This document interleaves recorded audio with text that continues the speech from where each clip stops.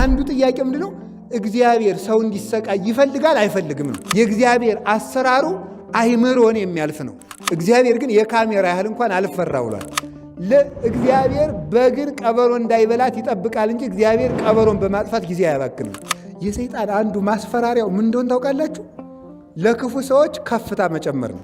ስትሰጡ ምላሽ እየጠበቃችሁ አትስጡ። በእውነቱ ማለት ነው። ሰው ለእግዚአብሔር የሚያደርገው ነገር ሁሉ ለራሱ እንጂ ለእግዚአብሔር ጥቅም የለውም። በስመ አብ ወወልድ ወመንፈስ ቅዱስ አሐዱ አምላክ። በስመ አብ ወወልድ ወመንፈስ ቅዱስ አሐዱ አምላክ። በስመ አብ ወወልድ ወመንፈስ ቅዱስ አሐዱ አምላክ። በምድር ላይ ባሉ ቅዱሳን ፈቃድህ ተገለጠ። መዝሙር 15 ቁጥር 3 ላይ መቼ ነው የዘመረው ሲባል በሳኦል ጊዜ ነው የዘመረው። በሳኦል ጊዜ ዘምሮታል። ሲጀምር እንዲህ ብሎ ይጀምራል።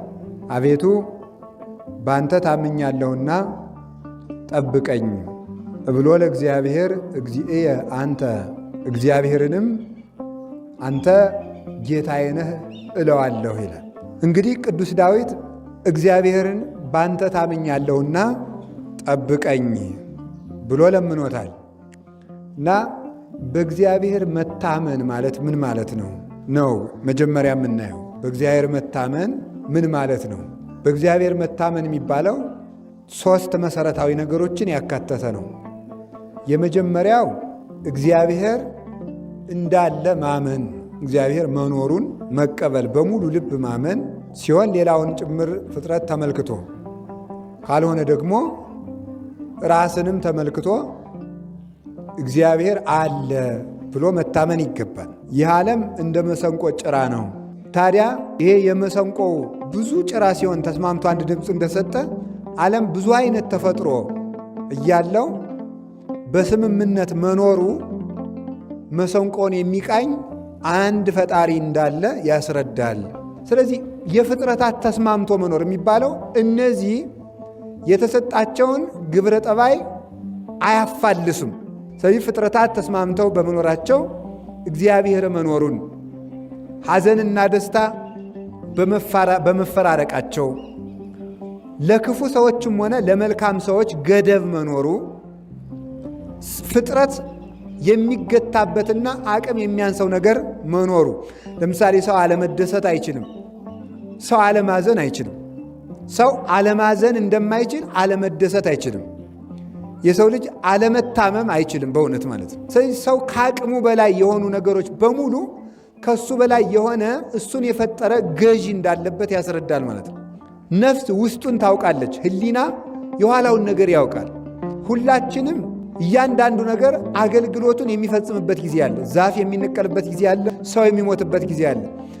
ስለዚህ እግዚአብሔር አለ ብሎ ለልብ መንገር፣ ያንም በሙሉ ልብ መቀበል ሃይማኖት ይባላል፣ ወይም በእግዚአብሔር መታመን ይባላል።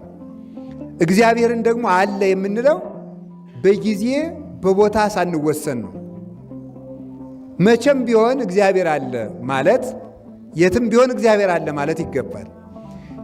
መቼም የምንለው በረሃብም ጊዜ በጥጋብም ጊዜ በጦርነትም ጊዜ በሰላምም ጊዜ፣ መልካም ወቅት ሲሆን እግዚአብሔር አለ፣ ክፉ ወቅት ሲሆን እግዚአብሔር የለም ማለትን በእግዚአብሔር አለመታመንን ያሳያል ማለት ነው። እግዚአብሔር መኖር እግዚአብሔር ያያል። የትም ቦታ በእግዚአብሔር እጅ ላይ ነኝ። የትም ቦታ አንዳንድ መስሪያ ቤት ስትሄዱ ምን ይባላል መሰላችሁ? መስሪያ ቤቱ በተለይ ፎቅ ምናምን ከሆነ ስትወጡ ወደ አዲስ አበባ እንደዚህ ጎንደርም ይኖር ይችላል። መስሪያ ቤት እጅ ስለማላውቅ ነው። እና ምን ይላል? በካሜራ እይታ ውስጥ ነዎት ይላል። አይደለም እንዴ? ምን ማለት ነው? እንደዚያ ማለት በካሜራ እይታ ውስጥ ነዎት ማለት ሰርቃለሁ እንዳይሉ ነው። አንድ ዕቃ ቢያነሱ ዋ ይኸው እየታዩ ነው ማለት ነው። ስለዚህ ማለት ነው አሁን ሰው እንደዚያ ብሎ ሲያስብ አንዲት ነገር አይነካም ማለት ነው። እግዚአብሔር ግን የካሜራ ያህል እንኳን አልፈራ ብሏል። ሰው ሆኖ የማይሰናከልና የማይወድቅ ሰው የለም። ከዚያ ግን ነፃ የሚያወጣው እግዚአብሔር ማሰብ ነው። እግዚአብሔርን መኖሩን ስናስብ እግዚአብሔር ሲታየን ያን ጊዜ ነፃ እንወጣለን። ሁሉም እግዚአብሔር እያየኝ እንዴት ይህን ነገር እንሰራለሁ ብለን ነፃ መውጣት እንችላለን። እና በእግዚአብሔር መታመን ማለት እንደዚህ ነው። ሁለተኛው ደግሞ የእግዚአብሔርን ችሎታውን ማመን። መታመን የሚባለው አሁን መኖሩን ነው ብያቸዋለሁ ቅድም። ከዚያ ደግሞ ያ ያለው እግዚአብሔር ሁሉን እንደሚችል ማመን ነው። እኛ በሰውኛው አስምረን ያስቀመጥናቸው መስመሮች አሉ። እንዲህ ከሆነ እንዲህ ይሆናል፣ እንዲህ ከሆነ እንዲህ ይሆናል፣ እንዲህ ከሆነ እንዲህ ይሆናል፣ እንዲህ ከሆነ እንዲህ ይሆናል ብሎ ተፈጥሮ ያስቀመጠልንና እውቀት የሚነግረን ነገር አለ።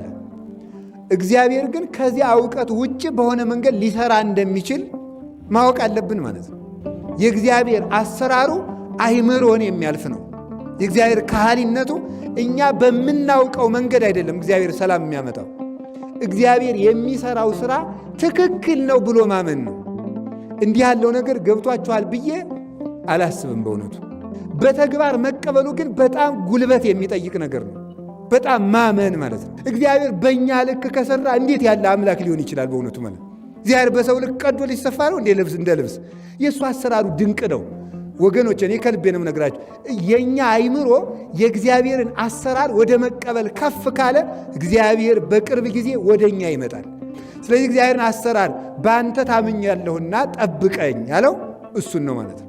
በእግዚአብሔር መታመን ማለት ክፉውን ነገርም መልካሙን ነገርን እግዚአብሔር ስለ መልካም ነገር ብሎ ያመጣዋል ማለት ነው እንጂ እግዚአብሔር ሁልጊዜ ክፉ ሰዎች እንዳይነሱ ያደርጋል፣ አጋንንት እንዳይነሱ ያደርጋል፣ ክፉን ሰዎች እንዳይነግሱ ያደርጋል ማለት አይደለም። ለእግዚአብሔር በግን ቀበሮ እንዳይበላት ይጠብቃል እንጂ እግዚአብሔር ቀበሮን በማጥፋት ጊዜ አያባክንም። እግዚአብሔር ክፉ ሰዎችን እንዲያጠፋ አንለምነውም። ቢቻል ልብ እንዲሰጣቸው እንለምነዋለን። ሁለተኛ ደግሞ ክፋታቸው እኛን ምንም ማድረግ የማይችል እንዲሆን እግዚአብሔር እንዲያደርገው እንለምነዋለን። ደግሞ ያን ያደርጋል። እመኑ በሙሉ ልባችሁ። እውነቴን ነው የምነግራችሁ። አቤቱ በአንተ ጥላ ተጠግተን በጠላቶቻችን መካከል በሰላም እንኖራለን። የሰይጣን አንዱ ማስፈራሪያው ምን እንደሆነ ታውቃላችሁ? ለክፉ ሰዎች ከፍታ መጨመር ነው። እያጠፉ ሀብት ይጨምርላቸዋል። የገደሉት ተከታይ ያፈራላቸዋል።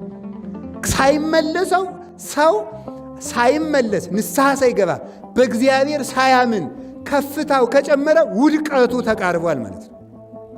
በእግዚአብሔር የሚያምን ሰው ከፍታው ሲጨምር ደግሞ እሱ ድህነት ይዞ ሊመጣ ነው ማለት ነው። ስለዚህ እግዚአብሔር ክፉዎችን ስላላጠፋ እየጠበቀን አይደለም እንዳይመስላችሁ። እግዚአብሔር የሃይማኖት ብርታት ይጨምርልን።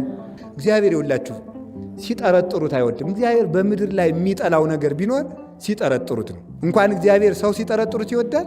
እግዚአብሔር ረድኤቱን አርቋል መሰል ልንጠፋ ነው መሰል ሲሉት ግን እግዚአብሔር አይወድም በእውነቱ ማለት ነው። በእግዚአብሔር መታመን ማለት እሱ ነው። እንደሚችል በፍጹም ማመን አለብን። የሰውን ፈቃዱን ሊነግሩት አይፈልግም፣ እሱ ራሱ ሰውን ያውቃልና ይላል ዮሐንስ ወንጌል ምዕራፍ 2 ላይ ማለት ነው። መጻሕፍት ሞተ ብለው እንደሚነግሩን ምን ብለው ይነግሩናል? ተነሳ ብለው ይነግሩናል።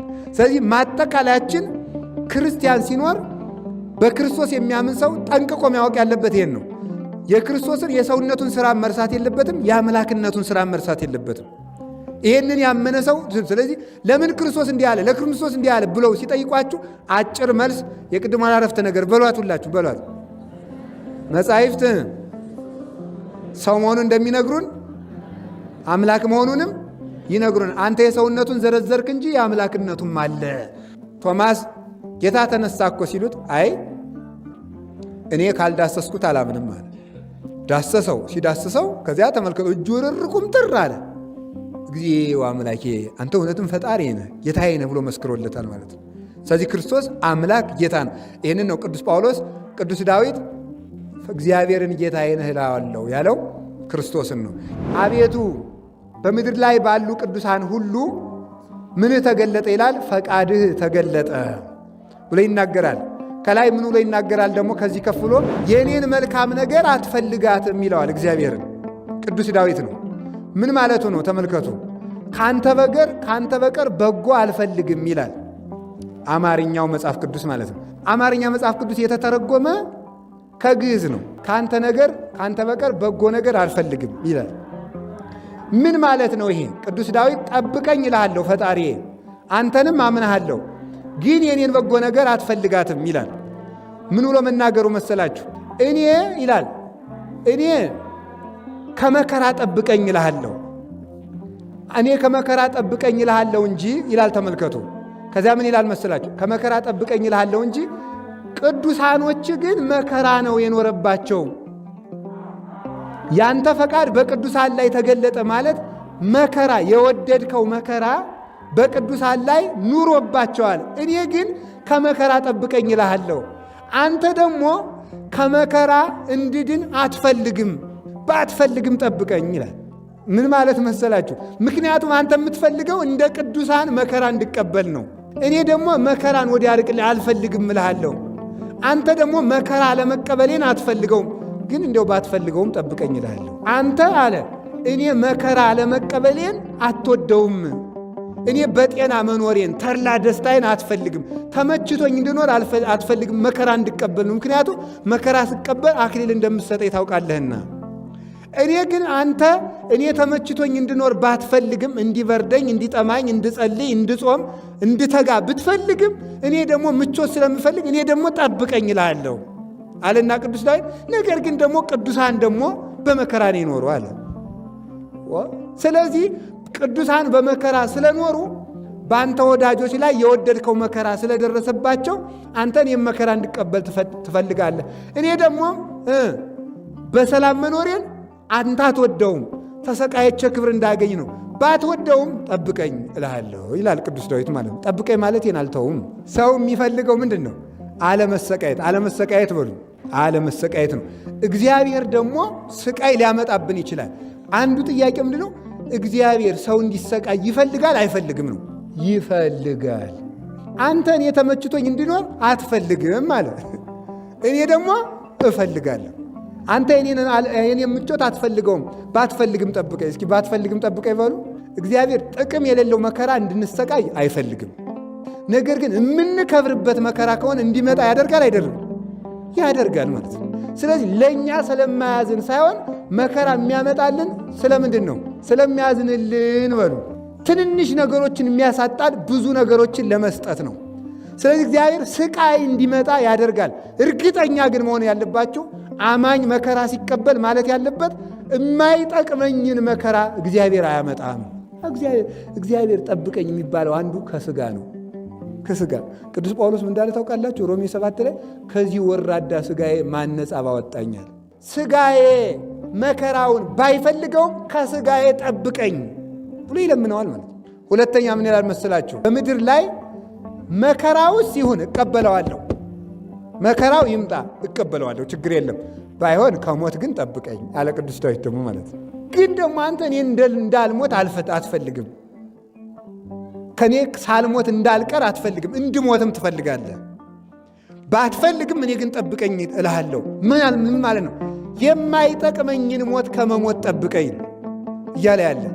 እኔ አለመሞት ነው የምፈልግ፣ አንተ ግን እንድሞትም ልትፈልግ ትችላለህ።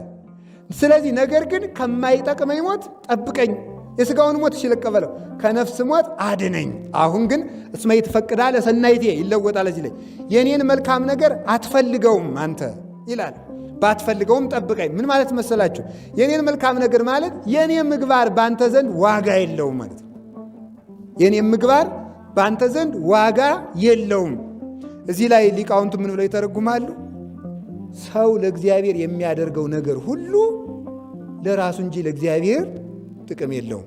እስኪ አንዳንድ ቀን እንዲያው ለእግዚአብሔር ውለታ የዋላችሁለት ያህል ተሰምቷችሁ አያውቅም? አሁን በቃ ጥሩ አድርጋችሁ አስቀድሳችሁ በመጣችሁ ቀን ተመስገን ጌታ የምንለው ምን እያለ ይመስላችኋል? የአሸናፊነት ስሜት እኮ ነው።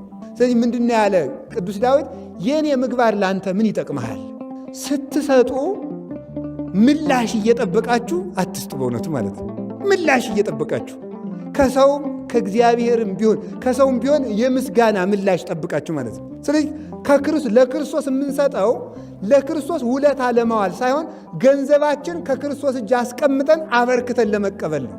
እሺ ስንዴ የዘራችሁ አይደል? ለማን ብላችሁ ነው የምትዘሩት? ለእግዚአብሔር። ከመሬቱ ላይ የዘራኸውን መልሼ አብዝቼ ላጭደው ነው ብለህ ከምታምነው በላይ ሰው ላይ የዘራኸው መልካም ነገር ራስ መልሰ እንድታጭደው ማመን አለብን። ይሄን ነው እንጂ እግዚአብሔር ተርቦ ሊበላ፣ ተጠምቶ ሊጠጣ፣ ታርዞ ሊለብስ እግዚአብሔር ከሰው በጎነት የሚጠቀመው አንዳች ጥቅም የለውም። ስለዚህ እግዚአብሔር በቅዱሳን ላይ ምኑን ይገልጣል አልኳችሁ? ፈቃዱን ይገልጣል በሉ እንጂ። ያስተማረን እግዚአብሔር ይመስገን። ወስብሐት ለእግዚአብሔር።